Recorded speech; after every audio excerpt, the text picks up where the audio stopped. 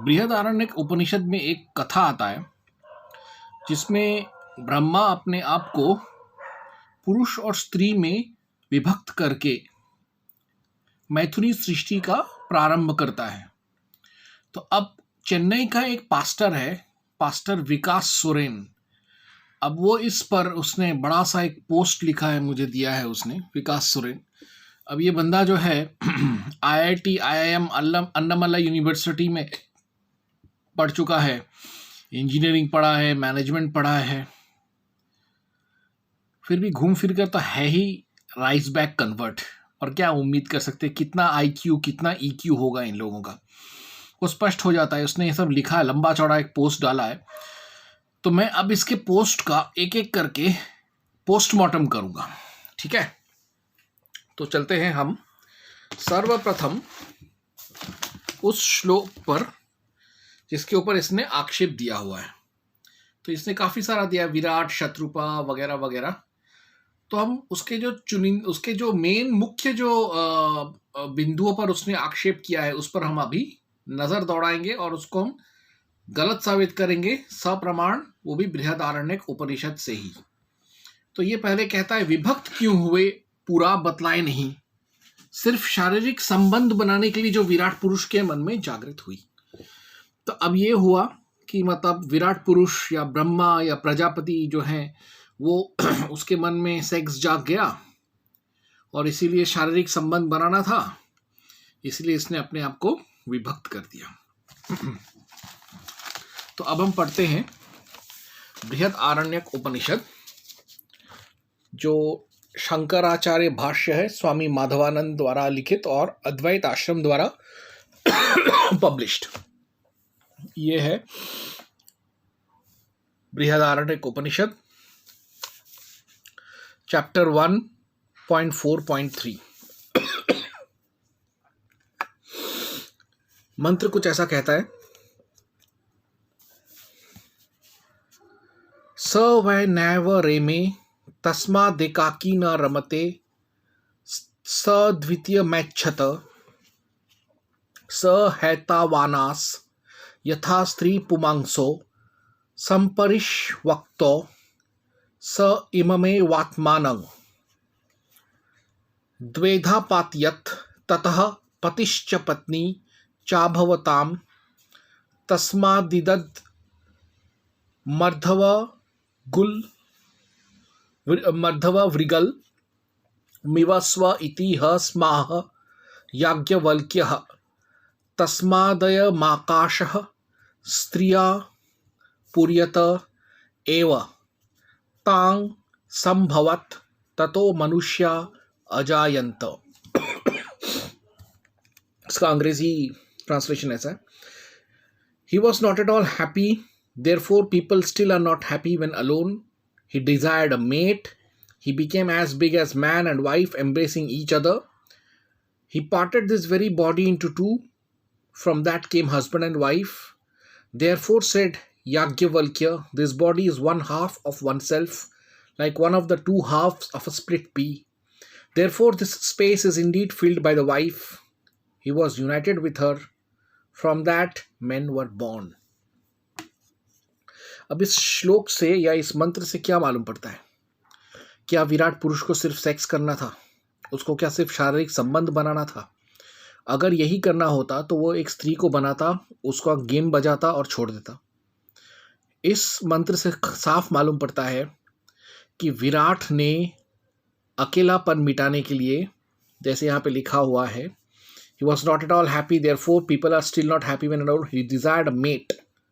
यानी वो सिर्फ काम भाव नहीं, एक जीवन साथी, उसको कोई वैश्या या कोई योनि नहीं चाहिए था, चूत नहीं चाहिए था, उसको एक जीवन संगिनी चाहिए था। इसीलिए इसने अपने आप को पुरुष और स्त्री में, पति और पत्नी में, यहाँ पे देखिए, पति और पत्नी में विभक्त किया। इस मंत्र में ये भी कहा जाता है, इस मंत्र से ही हमको अर्धांगिनी या अर्धनारीश्वर का जो मूल जो आधार है वो इसी बृहदारण्यक उपनिषद के 1.4.3 में है। यहीं से मालूम पड़ता है कि स्त्री सिर्फ संभोग के लिए नहीं है, प्रजननार्थ के लिए नहीं है, पुरुष के रिक्त जीवन को भरने के लिए, पुरुष के जीवन को संपूर्ण करने के लिए स्त्री की ज़रूरत है, बीवी की ज़रूरत है, पत्नी की ज़रूरत है, जीवन संगिनी की, धर्म पत्नी की ज़रूरत है। यही इस श्लोक का आधार है। इसी को दर्शाने के लिए और मैथुनी सृष्टि को बनाने के लिए विराट पुरुष ने अपने शरीर को, उसने पहले निर्गुण निराकार से, इनविजिबल फॉर्म से वो फॉर्म में आया, साकार सगुण रूप में आया और अपने आप को विभक्त किया। अब आगे उसी का बृहदारण्यक उपनिषद का 1.4.4 पढ़ते हैं। ठीक है, तो मैंने ये एक बता दिया कि इसने विभक्त क्यों किया। तो यानी इसने विभक्त इसलिए नहीं किया कि उसको काम चाहिए था। काम चाहिए था तो वो तो किसी बनाकर और सिर्फ काम करके छोड़ देता, लेकिन उसको चाहिए था ये दिखाना कि आने वाला जो मनुष्य जाति है उसके लिए शादी का क्या महत्व होना चाहिए, स्त्री का क्या महत्व होना चाहिए। इसी चीज़ को दर्शाने के लिए उसने ये पूरा प्रकरण किया। ठीक है, तो अब हम आगे बढ़ते हैं। इस ईसाई पास्टर ने क्या और आक्षेप दिया है। ठीक है, तो अब ये कहता है, शत्रुपा खुद कहती है अपने से पैदा करके मुझसे गलत काम क्यों करता है। अब उसका भी निराकरण देखते हैं। वही Brihadaranyaka Upanishad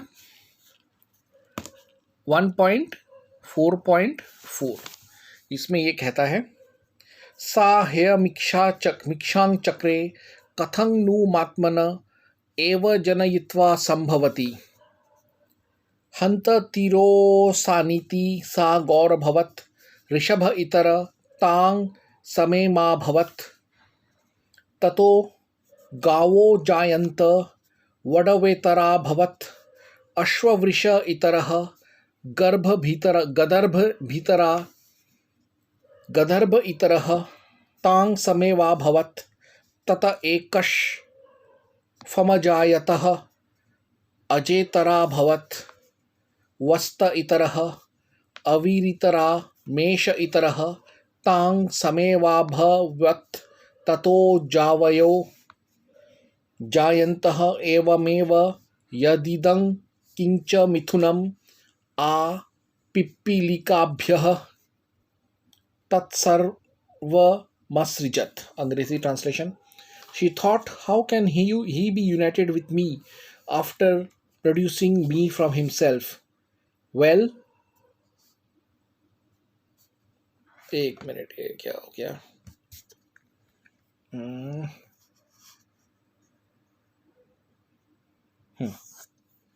Well, let me hide myself.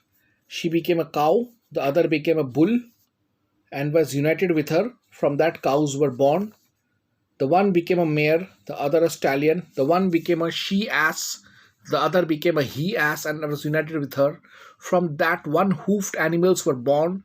The one became a she-goat and the other a he-goat. The one became a beautiful ewe, the other became a ram and was united with her. From that goats and sheep were born. Thus did he project everything that exists in pairs down to the ants. अब ये मैथुनी सृष्टि उसने इसलिए किया ताकि आगे आने वाले प्रजन्मों को मैथुनी सृष्टि उनके डीएनए आरएनए में, उनके जीन्स में आए। इसीलिए भगवान ने, ईश्वर ने, ब्रह्मा ने मैथुनी सृष्टि के लिए ये प्रकरण किया, उसने ये लीला किया उसने। अब शत्रुपा ये कहती है कि how can he be united, मतलब ये मेरे साथ ये काम कैसे कर सकता है। ठीक है, तो ये जो बात शत्रुपा ने इसलिए बताया, इसके पीछे भी एक कारण है। तो मैंने अब आपको बता दिया कि पहला तो जो वो ईसाई कह रहा था कि उसने विभक्त किया काम के लिए, मैंने साबित कर दिया काम के लिए नहीं, अमैथुनी सृष्टि को कंसेप्ट में लाने के लिए। तो फिर शत्रुपा ये बोलती है कि तुमने मेरे साथ ऐसा कैसे कर सकता है, सेक्स कैसे कर सकता है, उसने मुझे जन्म दिया है। इसको अभी हम लोग थोड़ा सा दरकिनार करते हैं, तीसरे सवाल पे जाते हैं। मैं दूसरे इस पर मैं आऊँगा थोड़ी देर में। वो जानवर की अलग अलग रूप लेती है, लेकिन विराट भी वैसे जानवरों का रूप लेता है जो मनुष्य से लेकर जानवरों की सृष्टि का वर्णन है। तो इसी से पता चलता है कि उसको अमैथुनी सृष्टि को अलग अलग प्रजातियों के कलेक्टिव मेमोरी या जेनेटिक मेमोरी में डालना था। इसीलिए उसने अमैथुनी सृष्टि करने के लिए ही, जैसे जैसे सरस्वती अलग अलग या शत्रुपा अलग अलग रूप लेती गई, वो भी अलग अलग रूप लेता गया। अब सगे संबंधी कैसे नहीं, ये इस पर भी मैं बाद में आता हूँ। तो मैं सबसे पहले इधर आऊँगा कि ये जो lesson from Brahma Saraswati incident, ये जो शत्रुपा जिसका हम बात कर रहे हैं, ये वो शत्रुपा नहीं है जो मनु की बीवी शत्रुपा है, वो अलग है। जैसे राम एक था, रामायण में एक राम था, और एक और राम भी था जो था परशुराम। राम भार्गव, उसका एक और नाम भी था राम भार्गव। तो इसका मतलब ये नहीं है कि दोनों एक है दोनों का अवतार अलग अलग था।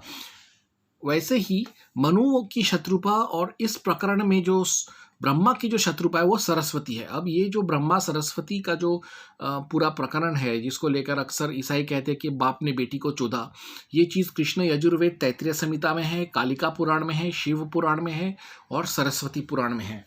कृष्ण यजुर्वेद तैत्तिरीय संहिता में इस कहानी को, इसलिए ये जो लीला जो उसने किया है, ये इंसानों को समझाने के लिए कि बाप ने बेटी को पैदा किया, तो इसका मतलब नहीं है कि बाप बेटी के साथ संभोग करने को आज़ाद है। इसीलिए कृष्ण यजुर्वेद तैत्तिरीय संहिता में रुद्र जो है ब्रह्मा का सर काट देता है, 5वां सर काट देता है। और कालिका पुराण में जो सरस्वती है वो आत्महत्या कर लेती है, यानी उसमें यह दर्शाया गया कि वो भी उसमें उतनी ही पापी है, तो इसलिए वो अपने आप को जला देती है। इसका मतलब ये हुआ, पहले वाले कृष्ण यजुर्वेद तैत्तिरीय संहिता का जो कहानी में उसमें जो वो जो लीला दिखाया गया है, उससे ये साबित होता है कि भगवान भी इस तरीके के पाक रिश्तों को दागदार नहीं कर सकता। अगर वो करता है तो वो भी मारा जाएगा, उसका भी मृत्यु होगा। तो इंसानों की औकात ही क्या है। कालिका पुराण में ये प्रकरण का देने का अर्थ ये है कि बेटी को भी कभी अपने बाप की तरफ बुरी नज़र नहीं देना चाहिए। जैसे लूत और उसकी बेटियों के प्रकरण में लूत की बेटियों ने सबसे पहले पहल किया, वैसा ना हो उसके लिए कालिका पुराण में बताया गया कि सरस्वती ने भी आत्महत्या कर लिया। लेकिन सरस्वती तो मरी नहीं, वो हम जानते हैं। शिव पुराण में शिव का अवतार जो है वीरभद्र, वो ब्रह्मा को मारता है, वो ब्रह्मा का सर काट देता है। कृष्ण यजुर्वेद तैत्तिरीय संहिता में शिव रुद्र का अवतार लेकर उसका सर तीर से काट देते हैं। इसमें उसी चीज़ को अलग हिसाब से बताया गया है, लेकिन चीज़ वही है, लीला का अर्थ वही है, और कि बाप अपनी बेटी के साथ ऐसा दुष्कर्म बिल्कुल ना करे। सरस्वती पुराण में बतौर सजा ब्रह्मा का कहीं भी पूजा ना हो, ये श्राप दे देती है सरस्वती। यानी हर चारों किताबों में और दूसरे शायद वेदों में भी और दूसरे पुराणों में भी होगा कि इस तरीके का प्रकरण बाप बेटी या बेटी बाप का सेक्स कभी नहीं होना चाहिए। इसीलिए ये बात सिखाने के लिए जो उस समय के जो प्रागवैदिक मानव जाति था, जो जस्ट नया नया उनका जन्म हुआ था, उनका सृष्टि हुआ था, मानवों का सृष्टि हुआ था, उनका बुद्धि उतना परिपक्व नहीं था। तो इसलिए उनको समझाने के लिए ये जो प्रकरण है ये लिखा गया या ये लीला किया गया, ताकि मनुष्यों के कलेक्टिव मेमोरी में, मनुष्यों के जीन्स में ये बात बैठ जाए कि भैया इस तरीके का काम ना करें। ठीक है। और अभी मैं आता हूँ, आपको लेकर जाता हूँ दूसरे प्रश्न पर जो उस ईसाई पादरी ने उठाया था कि 2 शत्रुपा खुद कहती है अपने से पैदा करके मुझसे गलत काम क्यों करता है। तो ये पादरी ये बोलने की कोशिश कर रहा है कि शत्रुपा या सरस्वती खुद शोक करती है कि तू मेरा बाप होकर तू मेरे साथ संभोग कैसे कर रहा है। तो इसका जवाब मत्स्य पुराण में है। ये जो ईसाई आज जो सवाल पूछ रहे हैं, ये बहुत पहले ऋषियों ने ये सवाल पूछा था, क्योंकि और ऋषियों ने इसका जवाब भी उन्होंने दिया है। कहीं पर भी कोई क्या दिया है मैं आपको बताता हूँ, कोई एपोलॉजेटिक कुछ नहीं है, आपको मैं समझाता हूँ। इसके लिए हम पढ़ेंगे मत्स्य महापुराण, गीता प्रेस गोरखपुर का। अब हम इसमें मत्स्य पुराण 4था अध्याय, ये 4था अध्याय जो है ये इसी विषय पर गवेषणा या इसी विषय पर डिबेट के लिए दिया हुआ है। अध्याय का नाम देखिए, पुत्र की ओर बार बार अवलोकन करने से ब्रह्मा दोषी क्यों नहीं हुए, एतद विषयक मनु का प्रश्न, मत्स्य भगवान का उत्तर तथा इसी प्रसंग में आदि सृष्टि का वर्णन। यानी ये विषय इतना इम्पोर्टेंट था कि इस पर एक पूरा अध्याय लिख डाला वेद व्यास ने मत्स्य पुराण में। तो चौथा अध्याय में आप अगर देखें तो 3 से 16 में इसका उत्तर है। देखिए यहाँ पे लिखा है, दिव्ये यमादि सृष्टस्तु रजोगुणा समुद्भवा अतीन्द्रियेन्द्रिया तद्वदति इंद्रिय शरीरिका दिव्ये तेजोमयी भूप दिव्य ज्ञान समुद्भवा न मर्त्यैरभितः शक्या वक्तुं वै मांसचक्षुभिः यथा भुजंगा सर्पाणामाकाशं विश्वपक्षिणां विदन्ति मार्गं दिव्यानां दिव्या एव न मानवाः कार्याकार्ये न देवानां शुभाशुभ फलप्रदे यस्मात् तस्मान् राजेन्द्र तद्विचारो नृणां शुभः अन्यच्च सर्ववेदानामधिष्ठाता चतुर्मुखः गायत्री ब्रह्मणस्तद्वन्द्वङ्गभूता निगद्यते अमूर्तं मूर्तिमद्वापि मिथुनं तत् प्रचक्षते विरिञ्चिर्यत्र भगवांस्तत्र देवी सरस्वती भारती यत्र यत्रैव तत्र तत्र प्रजापति।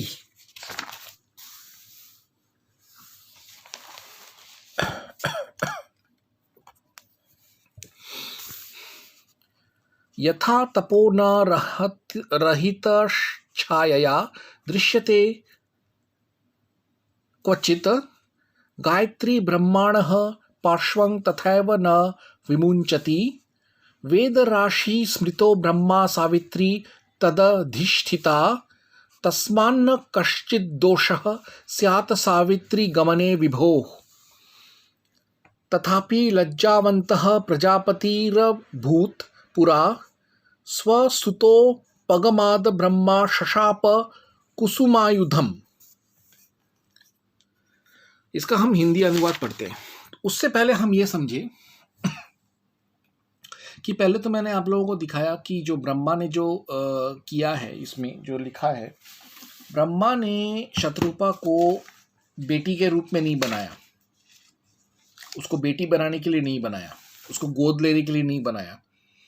ब्रह्मा ने शत्रुपा को बहन बनाने के लिए नहीं बनाया। ब्रह्मा ने शत्रुपा को रक्षाबंधन बंधवाने के लिए, राखी बंधवाने के लिए, रक्षाबंधन बनवाने के लिए नहीं बनाया। ब्रह्मा ने शत्रुपा को पुत्रवधू या डॉटर इन लॉ बनाने के लिए नहीं बनाया। उसने उसको अर्धांगिनी, पत्नी, बीवी बनाने के लिए ही उसने अपने ही अंदर के जो शक्ति है उसने उसको बाहर साकार रूप दिया। जैसे ब्रह्मा ने अपना निराकार से साकार रूप लिया, वैसे ही उसने अपने सामर्थ्य या शक्ति या प्रकृति को उसने स्त्री रूप में, पत्नी रूप में बाहर निकाला। अब यह जो प्रश्न शत्रुपा ने उठाया है वो इसलिए नहीं उठाया है कि शत्रुपा को पता नहीं कि वो किस लिए उसको बाहर निकाला गया है। वो इसलिए क्योंकि ये जो सवाल करके शत्रुपा आगामी वंशज, आगामी वंश के मनुष्य में स्त्रियों के अंदर ये भाव डाले कि कोई बाप कैसे किसी बेटी के साथ गलत काम कर सकता है, या कोई बेटी कैसे ये मान ले कि वो उसका बाप उसके साथ गलत काम कर रहा है तो वो भी वो करे। ये भाव लाने के लिए ही वो अपने से या ब्रह्मा से ये सवाल पूछती है कि मेरे को पैदा करके तुम मेरे साथ गलत काम कैसे कर रहे हो। वरना शत्रुपा या सरस्वती या गायत्री जो है वो कभी भी ब्रह्मा की बेटी, बहन, पुत्री, माँ या पुत्रवधू नहीं है। वो उसकी संगिनी है, वह उसकी अर्धांगिनी है, वो उसकी शक्ति है, उसकी प्रकृति है। देखिए इसमें लिखा है, दूसरा कारण यह है कि जिस प्रकार ब्रह्मा सारे वेदों के अधिष्ठाता है, उसी प्रकार शत्रुपा रूपी गायत्री ब्रह्मा के अंग से उत्पन्न हुई बतलाई जाती है। इसलिए यह मिथुन रूप जोड़ा अमूर्तंग, अव्यक्त या मूर्तिमान व्यक्त दोनों ही रूपों में कहा जाता है। यहाँ तक कि जहाँ जहाँ भगवान ब्रह्मा हैं वहाँ वहाँ गायत्री रूपी सरस्वती या शत्रुपा देवी भी हैं, और जहाँ जहाँ सरस्वती देवी हैं वहीं वहीं ब्रह्मा भी हैं। जिस प्रकार धूप सूर्य छाया से विलग होकर कहीं भी दिखाई नहीं पड़ते, उसी प्रकार गायत्री भी ब्रह्मा के सामीप्य को नहीं छोड़ती है। यद्यपि ब्रह्मा वेद समूह रूप हैं और सरस्वती या सावित्री उनकी अधिष्ठात्री देवी हैं, इसलिए ब्रह्मा को सावित्री पर कुदृष्टि डालने से कोई दोष नहीं लगा। तथापि उस समय अपने इस कुकर्म से प्रजापति ब्रह्मा लज्जा से अभिभूत हो गए और कामदेव को शाप देते हुए यूं बोले, चूंकि तुमने अपने बाणों से मेरे भी मन को भली भांति क्षुब्ध कर दिया, इसलिए भगवान रुद्र शीघ्र ही तुम्हारे शरीर को भस्म कर डालेंगे। हालांकि ब्रह्मा और सरस्वती एक ही हैं। ब्रह्मा अगर ईश्वर है तो शक्ति है उसका सरस्वती या सावित्री या गायत्री या शत्रुपा। फिर भी मानव जाति को सबक सिखाने के लिए कि क्या काम के वश में ना हो और कभी भी अपने ही घर की स्त्रियों के साथ या अपनी बेटी के साथ संभोग ना करे या बेटी बाप के साथ बिस्तर गर्म ना करे, इसलिए उसने अपने आप पर श्राप दिया और काम पर श्राप दिया कि भगवान रुद्र तुझे भस्म कर देंगे। आगामी काल में हम देखते हैं कि वो ऐसा करते हैं। तो इसी से पता चल जाता है कि ये सारा लीला जो था ये रचा गया था ताकि मनुष्यों के जो पहले प्रजन्म हैं, यानी पहले जनरेशन जो है, इनिशियल जनरेशन है, वो इंसेस्ट या इनब्रीडिंग करके अपने जेनेटिक म्यूटेशन ना करे, अपने खून को खराब ना करे, अपनी प्रजाति को खराब ना करे, ताकि उनके इनब्रीडिंग करके अपने अंदर बीमारियों का घर ना बनाए। इसीलिए और इनब्रीडिंग करके अपने दिमाग को क्षय ना करे, व्यर्थ ना करे, इसीलिए ये पाठ पढ़ाने के लिए ये पूरा लीला, ये पूरा कांड किया गया ताकि मनुष्यों को ये याद रहे हमेशा कि भाई शास्त्रों में ब्रह्मा को जब इस सज़ा के लिए, इस कुकर्म के लिए सज़ा मिला, तो हम इंसानों की क्या हैसियत है, हमारी क्या बिसात है। तो ये है पूरा प्रकरण ब्रह्मा शत्रुपा, गायत्री, सावित्री बोलिए, शत्रुपा बोलिए, उसके साथ संभोग का, उसके साथ समागम का। ठीक है, ये पूरा मैंने समझा दिया आप लोगों को। अब चौथा, ये तीसरा भी मैंने आपको बता दिया, अलग अलग जानवरों वाला। चौथा, ये पादरी बोलता है, अब सगे संबंधी कैसे नहीं हुए, साइंटिफिकली सोचने के लिए हमको बोले खुद सोचो। अब मैं आपको समझाता हूं। भगवत गीता 7.5 में चलते हैं। भगवत गीता 7.5 क्या बोलता है?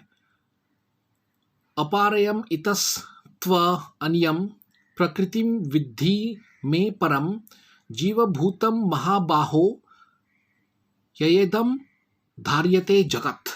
इसका ट्रांसलेशन है, Besides this inferior nature of mine, O mighty armed Arjun, there is a superior energy of mine, which are all living entities who are struggling with material nature and are sustaining the universe. यानी ईश्वर भगवान कृष्ण खुद कहते हैं कि ईश्वर यानी उनका जो सबसे निराकार या निर्गुण रूप जो है वो एक एनर्जी है, वो सत है, वो शक्ति है, वो महाप्रकृति है, परा प्रकृति है। तो अब प्रकृति या शक्ति, एनर्जी का कोई डीएनए आरएनए होता है क्या?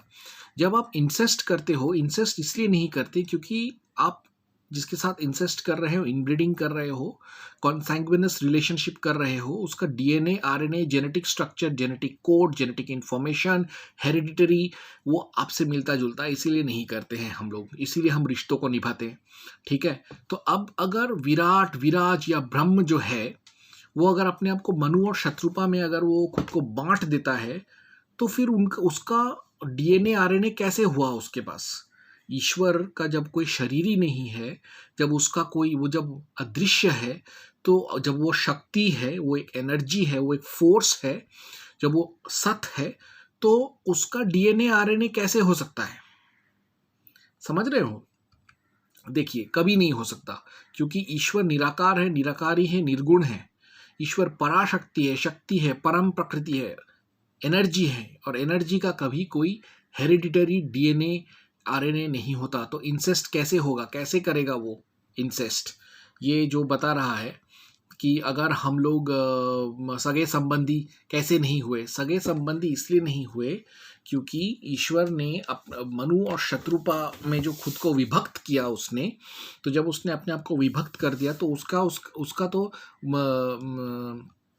मनु और शत्रुपा में तो कोई, दोनों में तो कोई रिलेशन था ही नहीं। किसी को तो इंसान बनाना पड़ेगा ना, किसी को तो इंसान बनाना पड़ेगा, किसी को तो मर्द औरत बनाना पड़ेगा, इसलिए इसने अपने आप को दोनों हिस्सों में बांटा। तो इसका मतलब ये नहीं हुआ कि वो दोनों भाई बहन हो गए, वो तो उल्टा पति पत्नी हुए। जैसे अर्धनारीश्वर है, शिव पार्वती है, पार्वती शिव है, ठीक वैसे ही मनु शत्रुपा है, शत्रुपा मनु है, ब्रह्मा शत्रुपा है, शत्रुपा ब्रह्मा है, ब्रह्मा सरस्वती है, सरस्वती ब्रह्मा है, ब्रह्मा गायत्री है, गायत्री ब्रह्मा है। तो वही चीज हुआ। तो जब उसका कोई डीएनए आ रही नहीं हुआ तो इंसेस्ट हुआ कैसे, कोई रिश्ता हुआ ही नहीं, तो फिर इसमें इंसेस्ट हुआ कैसे? तो अभी वही चीज ब्रह्मा सरस्वती का जो पूरा इंसिडेंट है, मैंने आपको एक एक करके पॉइंट बाय पॉइंट समझाया कि क्या है। अब ये चलिए, हम लोग जब इस बाइबल के लेक्चरर ने मेरे से सवाल पूछा है तो मेरा भी हक बनता है कि मैं बाइबल के बारे में कुछ ज्ञान अर्जित करूं। तो मैं जब बाइबल का इंसानों का क्रिएशन का अकाउंट पढ़ रहा था तो उसमें मुझे कुछ कॉन्ट्राडिक्शंस दिखाई दिए। क्या कॉन्ट्राडिक्शंस हैं देखिए। How did जेहोवा create man and woman? Bible में पहले जेनेसिस 2.21 में लिखा है, उत्पत्ति 2.21 में, कि यहोवा ने आदम के पसली से ईव को बनाया, ठीक है। फिर दूसरा किंवदंती उसी चैप्टर जेनेसिस 1.27.28, उत्पत्ति 1.27.28 में यहोवा ये कहता है कि उसने मर्द और औरत को अपने अक्स में बनाया, अपने रूप में उसने मर्द और औरत को बनाया और बोला कि जाओ दुनिया पर राज करो, प्रजनन करो और बच्चे पैदा करो, मानव जाति को बढ़ाओ। तो क्या आदम हवा के बनने के बाद से पहले 1.27.28 में दूसरे किसी मर्द और औरत को बनाया गया था? अगर नहीं तो यानी इसमें मर्द और औरत के बनने के दो अलग अलग कहानी है। अब हम किसको सच माने? एक ही आदमी यहोवा बना रहा है मर्द और औरत को, और वो दो दो कहानी बता रहा है कि कैसे उसने बनाया मर्द और औरत को। ये तो एक विरोधाभास है, ठीक है। और भी है, आगे भी और प्रश्न है मेरे पास बाइबल में एडम ईव के उत्पत्ति से संबंधित। पहला, अगर यहोवा ने आदम और हव्वा को बनाया और बोला कि तुम लोग प्रजनन करके बच्चे पैदा करो, तो फिर बाद में उसने उसी हव्वा को या ईव को ये श्राप क्यों दिया कि शादी में वो पति का गुलाम होकर रहेगी और बच्चा पैदा करते समय और बच्चे को जन्म देते समय उसको भारी दर्द होगा? ये चीज जेनेसिस 3.16 में लिखा है। To the woman he said, I will greatly multiply your sorrow and your conception, in pain you shall bring forth children, your desire shall be for your husband and he shall rule over you. ऐसा क्यों बोला? दूसरा, अगर यहोवा ने आदम हव्वा को, जैसा हम यहाँ पढ़ते हैं उत्पत्ति 1.27-28, जेनेसिस 1.27-28 में, यहोवा ने खुद ही बोला कि तुम लोग प्रजनन करके सृष्टि निर्माण करो, तो ओरिजिनल सिन का कंसेप्ट आया कहाँ से? यानी ये ओरिजिनल सिन का कंसेप्ट किसी और ने बनाया है, तो बचकाना है। तो ओरिजिनल सिन तो किया ही नहीं आदम और हव्वा ने, जब यहोवा ने खुद ही उनको बोला कि तुम प्रजनन करो। तो फिर यहोवा ने उसको, उन लोगों को ओरिजिनल सिन के लिए उनको सजा क्यों दिया? यानी यहोवा या तो वो बेवकूफ था, भुलक्कड़ था, या तो वो जालिम था। तीसरा प्रश्न, अगर यहोवा ने जैसे आदम और हव्वा को खुद से बोला कि तुम जाकर बच्चे पैदा करो, सृष्टि में मदद करो, बच्चों की सृष्टि में मदद करो, तो फिर साल्म 51.5 में क्यों लिखा है कि सेक्स पाप है, बच्चा पैदा करना, बच्चा जन्ना पाप है? जैसा साल्म 51.5 में लिखा है, surely I was sinful at birth, sinful from the time my mother conceived me. अगर सेक्स उतना ही बुरा है तो फिर ईसाई सेक्स करते क्यों हैं? वो सारे सबके सब ब्रह्मचारी, नन, पादरी क्यों नहीं बन जाते? खैर, नन और पादरी भी सेक्स करते, बात अलग है। तो ईसाई लोग पूरी तरीके से सेक्स को त्याग क्यों नहीं देते? क्या ईसाई बिना सेक्स किए अमैथुनी रूप से सृष्टि करते हैं बच्चों का? चौथा प्रश्न, ईसाइयों के हिसाब से सेक्स जो है वो सिर्फ बच्चा पैदा करने के लिए होता है, मनोरंजन के लिए नहीं। लेकिन उसी बाइबल में लिखा है कि शादी में सेक्स सिर्फ बच्चा पैदा करने के लिए ही नहीं, अपना प्यार जताने के लिए और खुद का सुख के लिए भी करते हैं। तो इसका आप क्या कहेंगे? इसका प्रमाण देखो, 1 Corinthians 7.35, the husband should fulfil his marital duty to his wife and likewise the wife to her husband, do not deprive each other except by mutual consent for a time, so that you may devote yourselves to prayer, then come together, so that Satan will not tempt you again because of a lack of self control। तो अगर sex अगर गुनाह है, गुनाह अजीम है, तो कितने ऐसे ईसाई हैं जो सेक्स नहीं करते या सिर्फ प्रजनन के लिए सेक्स करते और बाकी समय भाई बहन की तरह रहते ईसाई अपनी बीवी या पति के साथ? है ऐसे? कितने ईसाई हैं ऐसे? पांचवा प्रश्न, अगर यहोवा ने खुद आदम हवा या मर्द औरत को बोला कि तुम मानव सृष्टि को और बढ़ाओ, तो बाकी के जो ईसाई थे, जो कि जीसस के शिष्य और उसके जो अपोस्टल्स थे, उन्होंने क्यों डिसाइड किया कि शादी नहीं करना ही बेस्ट है? जैसा मैथ्यू 19.8-10 में लिखा है, his disciples said to him, if this is the case between a man and his wife, it is better not to marry. छठा प्रश्न, सॉरी यहाँ पे टाइपो एरर है, 5 की जगह 6 होना चाहिए। छठा प्रश्न, अगर जब यहोवा ने खुद कहा मर्द और औरत यानी आदम और हवा को सृष्टि करने के लिए, इंसानों की सृष्टि करने के लिए, तो जीसस ने ऐसा क्यों कहा कि मर्द को और औरत को अपना लिंग काट देना चाहिए, कास्ट्रेशन कर लेना चाहिए, एमैस्कुलेशन करना चाहिए, खुद का ही प्रजनन अंगों को काटकर नामर्द नपुंसक बन जाना चाहिए? ऐसा क्यों कहा उसने? जिसकी वजह से रूस में एक स्कॉप्स्की नाम का एक ईसाई संगठन है, ईसाई चर्च है, पंथ है, जिसमें मर्द लोग अपना लिंग काट देते हैं और औरतें अपना चूत का ऊपर का हिस्सा काट देती है और अपने स्तनों को काट देती हैं, ताकि वो लोग सेक्स ही ना करे, सेक्सुअल भाव ही ना आए। ये तो जीसस के इसी वचन की वजह से, ये वचन है Matthew 19.12, there are some eunuchs which were so born from their mother's womb and there are some eunuchs which were made eunuchs of men, and there be eunuchs which have made themselves eunuchs for the kingdom of heaven's sake, he that is able to receive it, let him receive it। क्या Jesus चूतिया था? इतना बेवकूफ़ था? एक तरफ Jesus का बाप बोलता है कि प्रजनन करो, दूसरी तरफ जीसस बोलते हैं हिजड़े बन जाओ, नपुंसक बन जाओ। या और अगर हम माने कि जीसस और यहोवा एक ही आदमी है, तो एक बार ओल्ड टेस्टामेंट में बोलता है प्रजनन करो, फिर न्यू टेस्टामेंट में आके वो उल्टी गुलाटी मार देता है। मुंह से गांड से बात करता था क्या जीसस? फिर दूसरी बात, अभी हम आते हैं, जैसे उस ईसाई पादरी ने बोला कि साइंटिफिकली तो भाई बहन हो गया, मैं तो बोलता हूँ कि एडम ही भाई बहन, बाप बेटी हुए। देखिए कैसे यहोवा ने एडम के पसली से ईव को बनाया, हवा को बनाया, यानी ईव उसकी क्लोन हुई या उसकी बेटी हुई या क्लोन्ड चाइल्ड हुई। तो उस हिसाब से scientifically speaking, technically speaking, genetically speaking, दोनों का डीएनए आरएनए था। ईव के पास एडम का डीएनए आरएनए था, तो यानी वो लोग दोनों बाप बेटी हुए। यानी सारे ईसाई जो थे वो सब एडम ईव के ओरिजिनल सिन शायद यही होगा, जो इंसेस्ट था उसी की वजह से वो हुए।